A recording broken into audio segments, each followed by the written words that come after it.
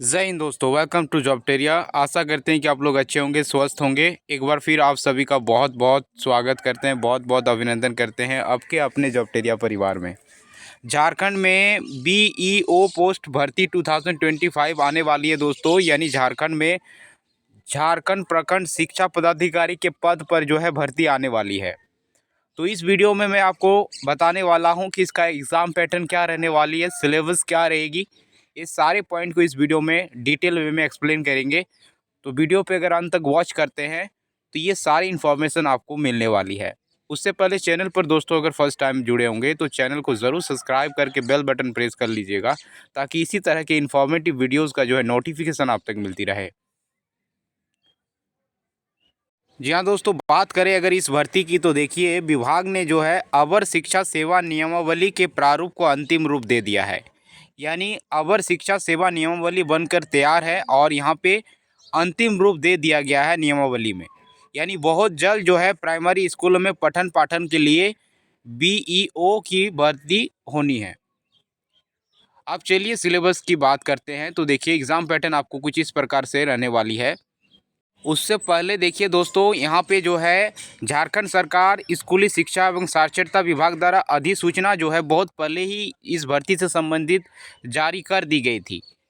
अब इसमें अगर आप हम लोग डिटेल में चीज़ों को अगर देखेंगे तो इस पद पर जो है आपकी भर्तियां देखने को मिलेगी। झारखंड अवर शिक्षा सेवा संवर्ग के पद पर जो है पद सोपान निम्नवत होंगे। यानी अगर आप यहाँ पर देखेंगे तो प्रखंड शिक्षा पदाधिकारी अवर विद्यालय निरीक्षक, इस पद पर जो है आपको भर्ती देखने को मिलेगी।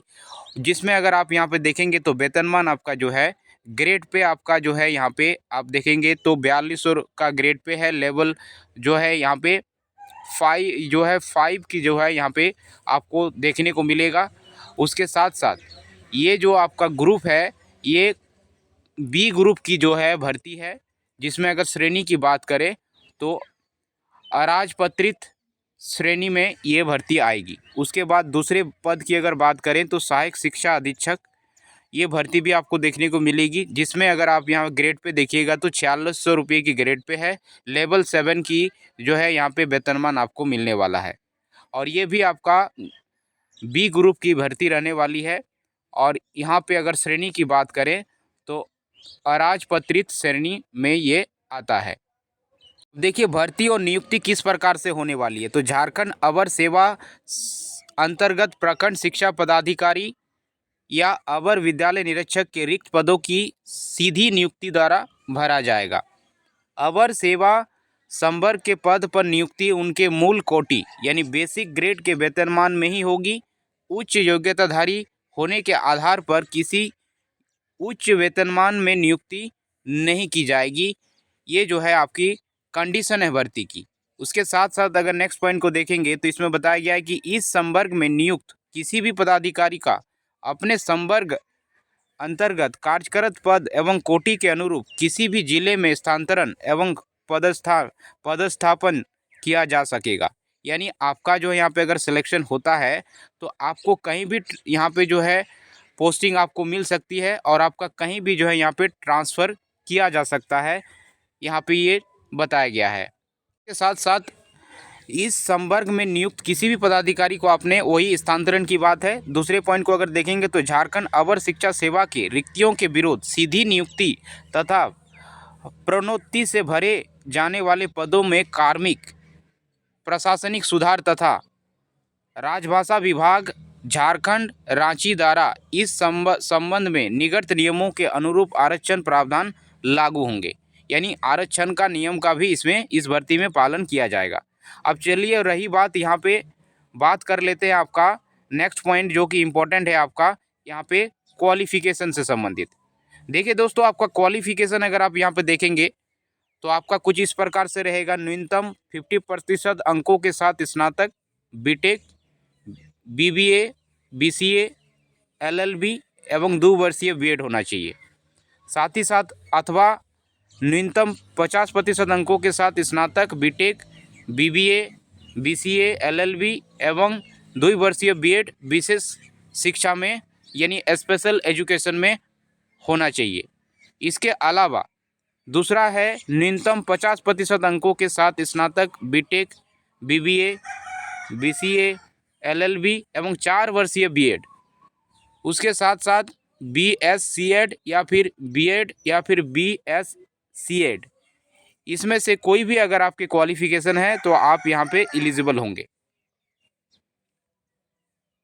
उसके साथ साथ अगर आप यहाँ पे देखते हैं तो 1 वर्षीय B.Ed भी यहाँ पे मान्य होगा। यानी आपका जो है ग्रेजुएट के साथ जो है आपका यहाँ पे B.Ed जो है कंपलसरी कर दिया गया है। और इसमें बहुत सारे कैंडिडेट का बहुत सारे मैसेजेस आए हैं इस क्वालिफिकेशंस के रिगार्डिंग। बहुत सारे बोल रहे थे कि DLED वाले एलिजिबल होंगे कि नहीं, लेकिन फ़िलहाल के लिए जो अधिसूचना देखिए जो पहले जारी की गई है उसमें यही सारे क्वालिफिकेशन रखी गई है। तो अगर ये क्वालिफिकेशन है तो बिल्कुल आप लोग जो है यहाँ पे एलिजिबल होंगे। और आगे हम लोग अगर बात करें तो इसका एज जो क्राइटेरिया आपकी रखी गई है, देखिए सिलेबस को भी देखेंगे, पहले एज को थोड़ा सा आपको मैं यहाँ पे दिखाना चाहूँगा। वेट अ मोमेंट, एक सेकंड। देखिए एज कुछ इस प्रकार से रहेगी। सीधी नियुक्ति है तो अधिकतम उम्र सीमा वही होगी जो कार्मिक प्रशासनिक सुधार एवं राजभाषा विभाग द्वारा जारी सेवा में नियुक्ति हेतु निर्धारित है। पर जिस पंचांग वर्ष में अधियाचना की जाएगी उसकी 1 अगस्त को न्यूनतम उम्र सीमा जो यहाँ पे झारखंड अवर सेवा के पदों पर नियुक्ति हेतु 21 वर्ष होगी। यानी अगर न्यूनतम यहाँ पे क्राइटेरिया एज की जो रखी गई है 21 रखी गई है, और एज की जो गणना होगी जब भी वैकेंसी आएगी वो आपका 1 अगस्त तक ही जो है एज की गणना की जाएगी। तो यहाँ पे मिनिमम एज क्राइटेरिया ये है और मैक्सिमम ऑफ 40 ईयर्स यहाँ पे होना है। और उसके साथ एज रिलैक्सेशन भी आपको देखने को मिलेगा। जैसे ST या फिर SC कैंडिडेट को जो है 5 इयर्स का एज रिलैक्सेशन मिलेगा, वहीं OBC कैंडिडेट BC1 BC2 के लिए जो है 3 इयर्स का एज रिलैक्सेशन यहाँ पे देखने को मिलेगा। ये सारी बातें इसमें बताई गई है।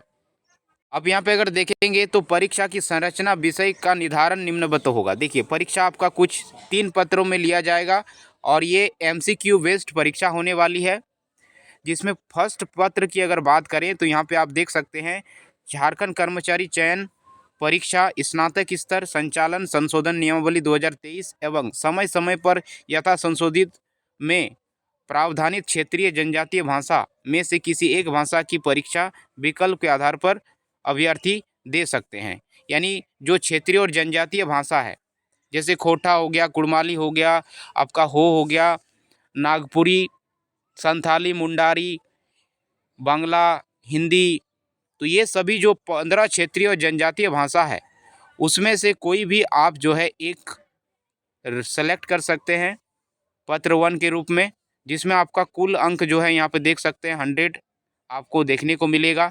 और ये पत्र जो है फर्स्ट पाली में आपकी ली जाएगी परीक्षा। वहीं द्वितीय पत्र यानी सेकंड पेपर जो है आपका सामान्य अध्ययन और कंप्यूटर योग्यता रहने वाली है, जिसमें 100 अंक के क्वेश्चंस जो है पूछे जाएंगे और ये सेकंड पाली में आपकी परीक्षा कंडक्ट होगी। वहीं थर्ड पत्र की बात करें तो शिक्षा का सिद्धांत, जिसमें आपका 100 अंक का क्वेश्चंस पूछा जाएगा और ये आपका थर्ड पाली में यहाँ पे परीक्षा कंडक्ट होगी। यानी 3 पाली में परीक्षा होगी और तीनों पाली में एक एक पेपर लिया जाएगा 100-100 मार्क्स का। उसके साथ साथ यहाँ पे अगर देखेंगे तो नेत्र दिव्यांगों के लिए परीक्षा अवधि में अतिरिक्त 30 मिनट का समय दिया जाएगा हैंडीकैप कैंडिडेट के लिए। उसके साथ साथ यहाँ पे अगर आप देखेंगे तो आपका परीक्षा की कठिनाई स्तर स्नातक स्तरीय होगा, यानी ग्रेजुएट स्तर का डिफ़िकल्टी रखा गया है। और प्रश्न पत्र वस्तुनिष्ठ एवं बहुविकल्पीय होंगे, यानी MCQ पैटर्न का क्वेश्चंस रहेगा। प्रश्न पत्र हिंदी और अंग्रेजी दोनों भाषाओं में होंगे और परीक्षा का माध्यम हिंदी या अंग्रेजी होगा, परंतु भाषा के प्रश्न उसी भाषा में होंगे। यानी आपका क्वेश्चन जो है बोथ बाइलिंगुअल देखने को मिलेगा, हिंदी और इंग्लिश दोनों में। और जो भाषा वाला पेपर रहेगा आपका रीजनल वाला वो उसी भाषा में रहेगा। तो इस प्रकार से कुछ आपकी जो है यहाँ पे रहने वाली है।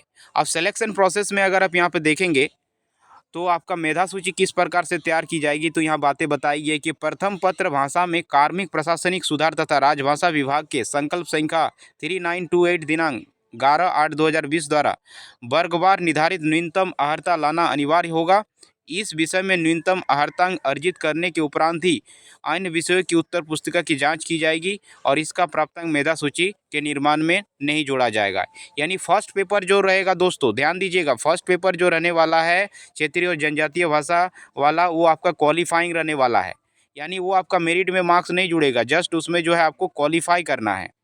उसके बाद यहाँ पे अगर देखेंगे तो मेधा सूची का निर्माण द्वितीय और तृतीय पत्र में प्राप्त अंकों के आधार पर किया जाएगा। यानी सेकंड पेपर और थर्ड पेपर के बेसिस पर जो है आपका जो है यहाँ पे मेधा सूची तैयार कर ली जाएगी। तो इस प्रकार से जो है आपका यहाँ पे सिलेक्शन प्रोसेस रहने वाला है दोस्तों।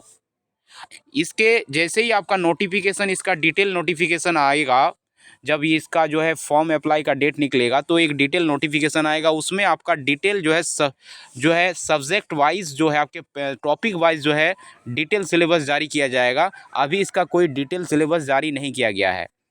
तो इस भर्ती से संबंधित फर्दर कोई भी अगर अपडेट आती है तो इस चैनल के माध्यम से आपको प्रोवाइड कर दी जाएगी। तो चैनल के साथ जुड़ जाइएगा, चैनल को ज़रूर सब्सक्राइब कर लीजिएगा। Thanks for watching.